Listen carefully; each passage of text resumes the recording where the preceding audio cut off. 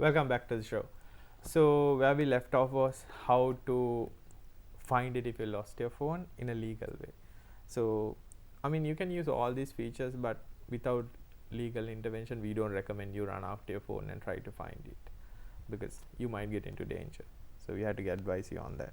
So, before doing all that, when you get a new phone, it's advisable to write down your IMEI number. It's already there on your box if you buy your phone, but if you don't have your box, if you don't know how to find it, it's quite simple to find it. Just go to your phone, and on your phone just go to the dialer, just dial the simple number. This is universal, it works with all the phones out there. So star hash 06 hash. As soon as you enter that, you'll see the IMEI number. Just keep it safe, write it down. So this can help you to actually locate your phone. So when you lose your phone after doing all these things we have told you, so what you need to do is go to a police station, make a complaint, formal complaint. After doing that, you can take the copy of the complaint and go to the Telecommunication Registry Authority, that's TRC. TRC has an application where you can fill out and hand it over to them with the IMEI number. So what they will do is they will distribute this IMEI number among all the providers, and even if someone find the phone, put a different SIM into it, they will see that IMEI number with that phone number. So they can then identify who's using a phone and they can recover the phone. There has been a lot of incidences where they actually do find the phone. So this is a legal way of you finding it out. So let's say you lost your phone. Now you have all these backup features and all that. So how do I get my data? So until you get a new phone, get your data transferred, you might need to find a number, you might need to find a photograph. So this is quite simple to do. Open up your computer, go to gmail.com, log into your Gmail account. So once you log into your Gmail account, on the left hand corner you will see normally Gmail, but if you click on that small arrow there, you'll see contacts. So if you select your contacts, you'll see all your contacts that was on your phone right there. So you can find your phone numbers, your contacts, emails, everything. And then when it comes to photographs, similar to that, go to your computer, go to photos.google.com, log in with the same Gmail account you used to log into your phone, and voila, all your photographs will be there, even the ones you took few minutes before you're losing the phone. So it's all there, you can download it, you can recover it. But after this, if you do get a new phone, all you have to do is when you're setting up the Android phone, it'll ask for the Gmail account, use the same Gmail account and say restore your phone. So most of your data will get restored. Even some application settings like your games, if you have your game saved on your Google account, it will get transferred to your new phone. So that's the easiest way of finding out an Android device. What will happen if you have an iOS device? It's the same thing. Not a Gmail account, but iOS devices comes with something called iCloud.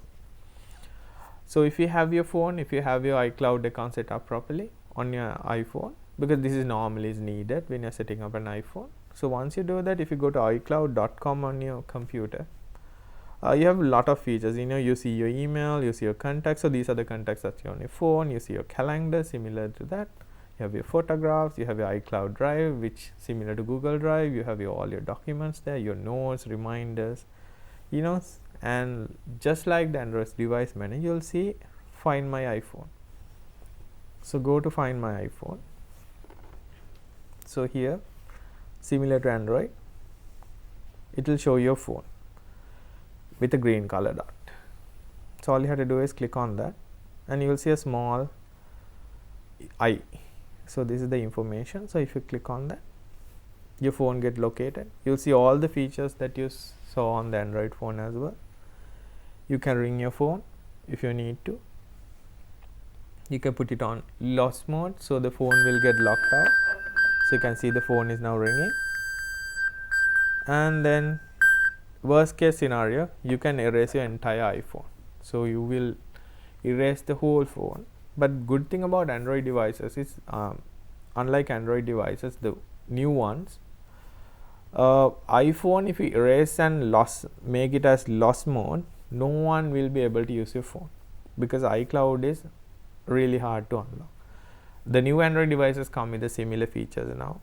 So new Android devices, even if they don't have your Gmail account, they won't be able to, even if they reset the phone, they won't be able to use the phone. So this is good. So keep it, and keep your phone locked. Even if you have an iOS device, keep it locked, because that's the first thing you need to do. Keep your phone locked all the time. Set it up for 30-40 seconds. If you have a newer iPhone, you can even set it up for thumbprint reading. This will help that when someone find your phone, they won't be able to access it quickly. And also it's a good idea to put your contact information on the phone. So on a lock screen, you can set up the owner information. So here you'll see my name and my number. And so similarly, if someone genuine find your phone, they should be able to call you back on this number. So make sure it's not your phone number itself, because if they call, it'll come to your phone, but a different number where they can contact you. So these are the easy way of making your life easier when you lose your phone if you can't find it. So this is easy way to like migrate from one phone to another. With iPhone, it's recommended you connect your computer once in a while to iTunes and back up your phone, but it's not necessarily if you have it set up to back it up on iCloud, but it's advisable. Similarly, on Android devices, you can do the same. Connect your computer, copy your data, keep it secure, because Google Drive will reduce the quality of your images unless you pay for it. So iCloud is the same. They'll give you a certain amount of space. Beyond that, you have to pay for it, but in the long run, you are much safer because your data is there. So I think that's wrap up the. If you have questions, you can always go to the RTV Facebook page. If you have questions, you can always ask. We'll be sure to talk about it on the next episode. And we'll move to the next segment. I think we'll have some time to go to the next segment. And so the next segment is going to be around. So all your devices are there. So, but the major problem with all these new devices, the battery life. See, it always goes bad when you need it. So the battery is low all the time. So even in my phone now, it's almost 72%. So what can you do? So there are devices that now come out, because the battery is the technology that haven't been improved in a long time. So what now we do is we use something similar to this. This is actually a power bank. When I say a power bank, it's a mobile charger. So it's a mobile charger. So you can get it in many variation, many sizes. This is a cute little one. So you can put it with the phone, and it's a nice device. And so these are the bigger the better. When I say bigger the better, the capacity of the device. So these comes in milliamp hours. So how they advertise it. So for example, this one is 5,000. So this one is 16,000, and this one is 20,000.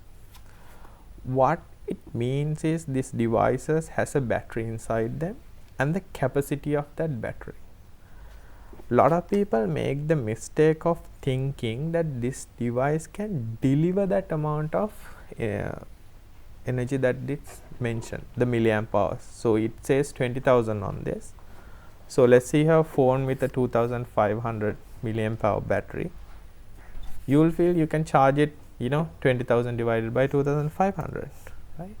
8 times. No, you can't. There are reasons behind this. If you get actually a good power bank like this, it actually in fine print says how much actual power it can deliver. So why this difference between actual usage and the advertised price? So this is not actually false advertising. It's actually mean the batteries inside this device has 20,000 milliamp hour of power energy in it. But those batteries are rated at 3.7 volts. But all the chargers, charging and all that. So if you look at this photograph, you can see this is what inside a power bank basically. So you have a lot of batteries in it. And then the charger controller, basically two USB devices. This is the same thing. So this is what's inside this. So it has 2 USB ports and 1 small micro USB to charge the device, and some LED to show you the remaining capacity of the battery. You can charge it as well, like a phone. You can use the same phone charger to charge this. So with this device, the battery is actually 3.7 volts, but the USB standard is 5 volt. So what happens is this has a small electronic circuit that converts that 3.7 volts into 5 volts, where you can use it for USB charging. So this conversion, we know any conversion that energy, there's a loss. So there's, in a good case scenario, a device like this, a good one, has a efficiency of 90%. So you lose 10% at the conversion. If you really want to know what actually, how do you calculate this, it's fairly simple. There's an equation that you use. So let's say this has 10,000 milliampere, let's say. So you multiply 10,000 by 3.7 and then you divide it by 5. 5 is the USB output voltage. Then you'll give you the number. So in case if it's 10,000, it's about 7,400 milliamperes. In this 20,000 one, it's about 12,700. They have already written it. So that's what you get out of these two ports.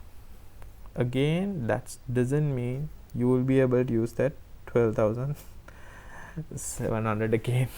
Yes, complicated, I know.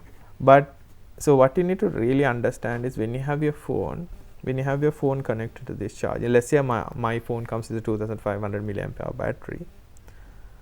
This device will give you that 12,000 milliampere to the port. There's a loss from the cable to the phone, considerable amount. You will be really surprised. Cheaper the cable, the greater the loss. So if you buy a cheap cable, it will take long time to charge your device. You lose a lot of energy on this. So if you use a good cable, so the cable loss is minimum. Then when it comes to the phone, again in the inside of the phone, the battery is again 3.7 volts. So this has a 3.7, it gets converted to 5 volts. It comes through USB cable, it comes to your phone. Again it down converted to 3.7. There's a loss.